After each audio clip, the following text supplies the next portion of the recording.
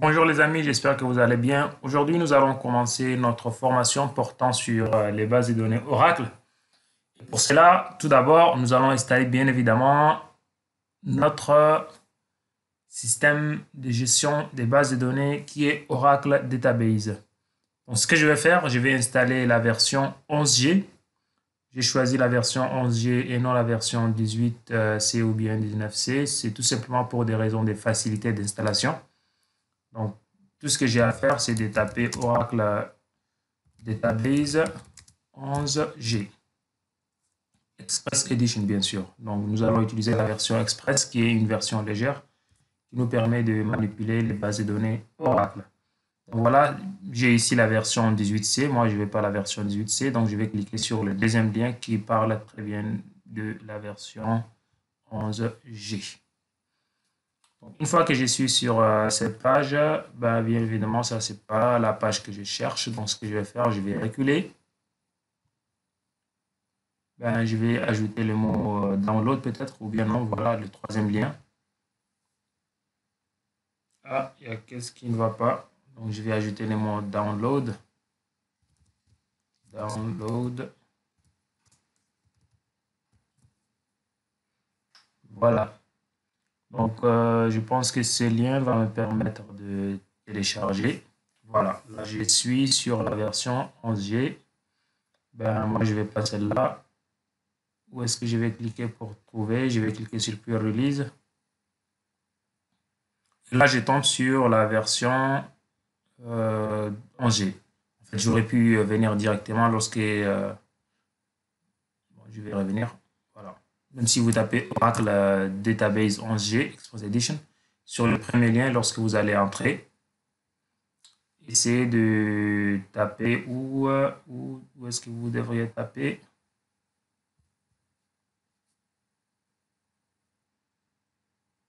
Ici, télécharger Oracle 11 Express, puis sur Pure Release. Voilà, je mettrai le lien qui va vous amener directement vers cette page-là sur la description de cette vidéo. Donc là, vous allez choisir la version qui correspond à votre système d'exploitation. Donc moi, mon système d'exploitation que j'utilise sur cette machine, c'est Windows 64. Donc je vais cliquer sur ce lien-là. Et là, on me demande de confirmer l'acceptation de la licence. Voilà, je coche ce champ-là et puis je clique sur Download. Et là, je serai redirigé vers la page d'authentification. En fait, si vous voulez télécharger un logiciel d'Oracle, on vous demande toujours de vous authentifier. Donc, si vous n'avez pas encore un compte, vous allez cliquer sur Création de compte. Moi, j'ai un compte, donc je vais taper tout simplement Oracle. En fait, là, c'est mon compte, le compte que j'utilise avec Oracle. Et puis, je mets mon mot de passe. Et puis, je clique sur le bouton Se connecter.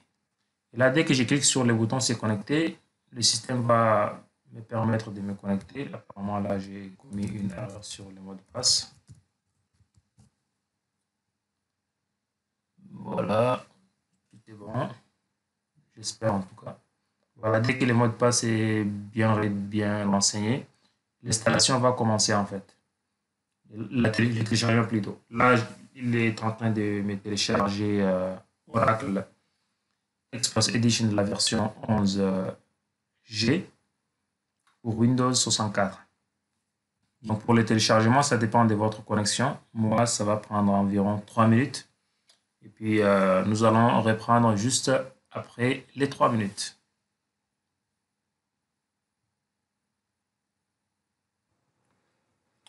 Et voilà, le téléchargement est presque terminé. Donc, une fois que vous avez pu télécharger Oracle 11G, vous allez pouvoir l'installer. Donc, je répète, mais je n'ai pas utilisé la version 18C ou bien la version 19C. C'est tout simplement pour des raisons de facilité d'installation. Vous allez voir que c'est super facile en fait d'installer la version 11G. Et pour notre formation, en fait, tout ce que nous allons faire, on peut le faire avec la version 11G. Donc, ça ne sert à rien de d'installer la version 12G, sachant qu'il y a tout un cours concernant l'installation des systèmes de gestion des bases de données Oracle qui concerne beaucoup plus l'administration. Donc là, je vais ouvrir le dossier de téléchargement. Je vais le copier pour le coller ici sur ce dossier-là, juste pour des interrogations. Et là, je vais dézipper mon fichier. Voilà, avec 7-zip. Je vais le dézipper. En tout cas, vous devrez avoir votre, je sais pas, un outil pour dézipper. Une fois que j'ai dézippé, je peux entrer directement sur les dossiers. Voilà. Et là, je vais tout simplement cliquer sur le dossier Setup. Je double-clique sur les Setup. Il me demande l'autorisation. Je lui accorde l'autorisation.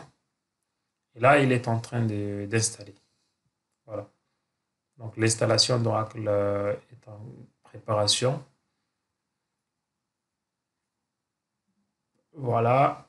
Il va préparer les choses et puis me donner la main pour me proposer. Moi, je vais juste cliquer sur suivant, suivant. Il n'y a pas vraiment grande chose à faire. Et là aussi, la préparation, l'installation, ça va dépendre de la puissance en fait de votre machine. Si vous avez une machine qui est super puissante, ça va prendre le moins de temps possible. Mais si vous avez une machine avec, je ne sais pas, 4 Go de RAM, peut-être que ça va prendre un peu plus de temps. Il faut savoir que les systèmes comme Oracle sont des systèmes qui sont très gourmands en termes de ressources. Donc là, même c'est avec la version 11G, si c'était la version 18C, et là aussi c'est Express, hein. Si c'était une autre version, ça va être un peu lent. Voilà, là on me demande de cliquer sur suivant. Donc tout ce que je vais faire, c'est de cliquer sur Next, Next. Là, j'accepte la licence, bien sûr, avant de cliquer sur Next. Et puis là, il me dit où est-ce qu'il va l'installer. En fait, là, l'installation va se faire sur le dossier C/Oracle XE. Donc, je vais cliquer sur Next. Là, il me dit que les ports qui sera utilisé, c'est les ports 15-21 et puis les ports 20-31. Moi, je peux ne pas mémoriser ces ports-là, donc je vais faire une capture d'écran. Comme ça, si jamais j'ai besoin de ces ports-là, je peux les retrouver à tout moment. Je vais les enregistrer sous forme d'un fichier port Oracle. Mais bon, pour notre formation, vous n'en aurez pas besoin. En général, c'est les 15-21 qu'on va utiliser. Et là aussi, c'est le système même qui va mettre en place, quoi. Là, il me dit le port 2031 est utilisé. Spécifier un autre port. Donc, je vais proposer le 32 pour voir. Il est aussi occupé. Je vais proposer le 33. Aussi occupé. Bon, je vais proposer le 39, voir.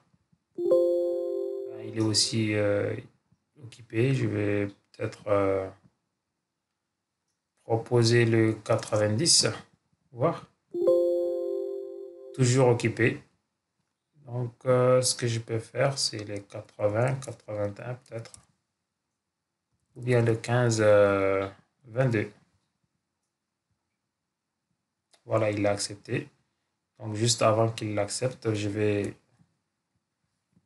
refaire mince. Donc, je vais refaire ma capture d'écran juste pour me souvenir des ports si jamais j'en ai besoin. Je sais que je ne les ai jamais utilisés en fait pour cette formation-là, mais je vais quand même les garder. J'enregistre ça.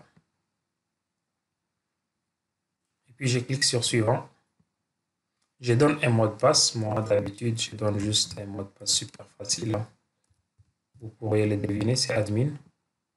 Et puis je clique sur suivant et je clique sur install. Et là, l'installation va commencer immédiatement. Et là aussi, ça va dépendre maintenant de la puissance de votre machine, le temps que ça va s'installer, quoi. Voilà. En fait, il faut savoir qu'à part Oracle, il y a aussi d'autres systèmes de gestion des bases de données qui utilisent le langage SQL, comme SQL Server, ou bien comme PostgreSQL, ou bien MariaDB, MySQL. Ce sont tous des systèmes de gestion des bases de données qui utilisent le langage SQL. Donc, ce que nous allons faire durant notre formation peut être utilisé pratiquement dans tous ces systèmes de gestion des bases de données. En tout cas, dans tous les systèmes de gestion des bases de données relationnelles. Voilà. Donc, c'est l'utilité même, en fait, de la normalisation et de la standardisation, quoi. Le langage SQL est normalisé, c'est pour cela qu'il peut être utilisé dans pratiquement tous les SGBD. Et ce qui rend aussi la vie facile pour les développeurs des applications qui se basent sur des bases de données. Parce que imaginez si chaque système avait un langage de requêtage différent, ça va être super difficile. Voilà. Donc l'installation est en cours. Je vais revenir juste après quelques instants, le temps que ça va vraiment avancer, quoi.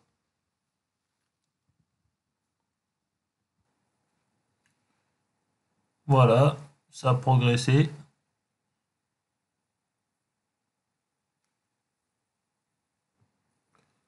Et voilà, l'installation c'est terminé. Tout ce que j'ai à faire, c'est de cliquer sur Finish.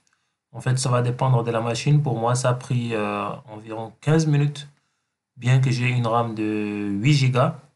Mais j'ai une autre machine qui est juste à côté, d'une RAM de 32 Go. Ça a pris moins de 3 minutes en fait pour l'installation complète. Donc, je clique sur Finish. Donc, tout est déjà bon. Je peux déjà tout fermer. Je peux fermer ce navigateur-là aussi. Et puis, pour vérifier, dès que je clique sur Windows, sur la touche Windows, sur Démarrer, je peux déjà voir les systèmes qui sont installés ici. Mais pour me rassurer vraiment, je vais descendre dans le dossier O. Et là, je vais trouver Oracle 11G. Je déplie ça. Et puis là, je peux voir les différentes choses qui sont installées. Tout ce qui m'intéresse ici, moi, c'est le SQL command et puis le get started. Donc, ce sont les deux choses qui m'intéressent. Et aussi le start database. Mais ce qui m'intéresse le plus, moi, c'est le SQL command et le SQL et le get started. Donc, je vais cliquer maintenant sur le run SQL command. Je vais cliquer et puis je vais le laisser, je ne vais pas l'utiliser. Voilà, vous voyez, je peux le fermer. Je peux encore revenir ici et tout simplement taper sur SQL plus. Voilà, je le vois. En fait, ça s'appelle SQL plus. C'est un vide de commande. Ça s'appelle SQL plus. Voilà. Donc, je peux l'ouvrir. Là, je suis déjà ouvert. Je l'ai déjà ouvert. Je peux me connecter en tant qu'administrateur. Donc, pour le moment, vous ne savez pas comment le faire, mais vous pouvez juste mémoriser les choses. C'est con, c'est pour dire connect. C'est la même chose que connect. Je fais un slash et puis je mets as 6dba. Ça veut dire que je vais me connecter en tant qu'administrateur sur ma base de données. Là, je suis connecté en tant qu'administrateur de ma base de données. Ce que je vais faire, je vais me connecter avec un compte HR. En fait, le compte HR, c'est un compte, c'est un schéma Oracle qui vient par défaut lorsqu'on installe la base de données Oracle. Et l'utilité de ce schéma-là, c'est d'apprendre le SQL. Donc, nous allons utiliser cela. Mais si j'essaie de me connecter avec le HR, il va me dire que non, c'est pas possible parce qu'il est désactivé par défaut en fait. Là, il me dit The count is locked. Le compte est désactivé ou bien verrouillé en fait. Le vrai mot c'est verrouillé. Donc, ce que je vais faire, je vais les déverrouiller. Pour cela, je vais me connecter en tant qu'administrateur avec le compte as 6dba. Donc, il faudra le faire, hein. Si vous tentez de vous connecter, vous n'êtes plus déjà sur le 6dba. Donc, il faudra encore vous reconnecter. Et puis, je vais mettre une requête qui s'appelle alter. Alter pour dire changer. Donc, qu'est-ce que je vais changer? Je vais changer un utilisateur. Qui est cet utilisateur-là? C'est le HR. Ne vous inquiétez pas, tout ça, nous allons l'apprendre avec le temps. Je vais lui attribuer, bon, d'abord, je vais dire account unlock. Account unlock. Ça veut dire désactiver le compte. Et puis, je vais mettre identified by HR. C'est pour dire lui donner le mot de passe HR. Je vais terminer avec un point virgule. Et là, il me dit que le compte est modifié. En fait, ici, ce petit 2 là, c'est plus pour dire la deuxième ligne parce que j'ai oublié ici de mettre le point virgule. Donc, lorsque j'ai tapé sur l'entrée, il est revenu sur la deuxième ligne. Et là, j'ai mis les points virgules et directement, il a exécuté la commande que j'ai mis ici. Cette commande, c'est quoi? C'est modifier l'utilisateur HR en le désactivant ou bien en le déverrouillant. Et quand on unlock, ça veut dire compte déverrouillé, ça veut dire déverrouiller les comptes. Identified by, ça veut dire lui attribuer le mot de passe HR. Donc si je vais me connecter maintenant avec le HR, je vais mettre connect ou bien icône tout court et puis je vais mettre HR slash pour dire le mot de passe et là le mot de passe aussi c'est HR. Et là je suis connecté. Donc vous voyez, je suis déjà connecté avec mon compte HR. Je peux déjà voir toutes les tables qui se trouvent. Bon, là aussi c'est une requête qui ne vous intéresse pas vraiment pour le moment. Nous allons voir tout ça.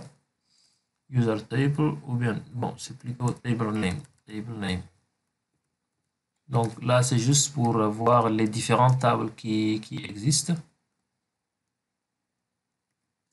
From user tables. Là, c'est une requête qui m'indique en fait les listes des tables qui existent dans ma base de données. Donc vous voyez, dans le schéma HR, nous avons toutes ces tables-là qui sont région, location, département, job, employees, job history et countries. Nous allons voir dans une vidéo prochainement quelles sont les relations entre ces différentes tables-là et pourquoi on va utiliser ces tables pour comprendre un peu le SQL. Donc là, ce qu'on a fait, on a installé le système de gestion des bases de données Oracle. On a essayé d'utiliser en tout cas l'utilitaire SQL+. En désactivant le compte, vous allez trouver la requête dans les commentaires. En désactivant le compte HR, je peux déjà fermer ça. Bon, je vais le laisser juste à côté, c'est mieux. Et puis, je vais venir encore sur Windows, sur la touche démarrer. Et cette fois-ci, je vais ouvrir une interface graphique qui me permet de voir toutes ces tables-là. Donc, cette interface graphique, c'est juste en cliquant sur Get Started que je peux la voir. Donc, dès que j'ai cliqué sur Get Started, l'utilitaire est venu est lancé automatiquement. Et là, il va me demander en fait pas mal de choses. En tout cas, il va me donner une interface où il y a beaucoup de choses. Moi, ce que je vais faire, c'est de créer tout d'abord ce qu'on appelle un namespace. Un namespace. Je vais me connecter en tant que 6 DBA. 6 avec le mot de passe admin.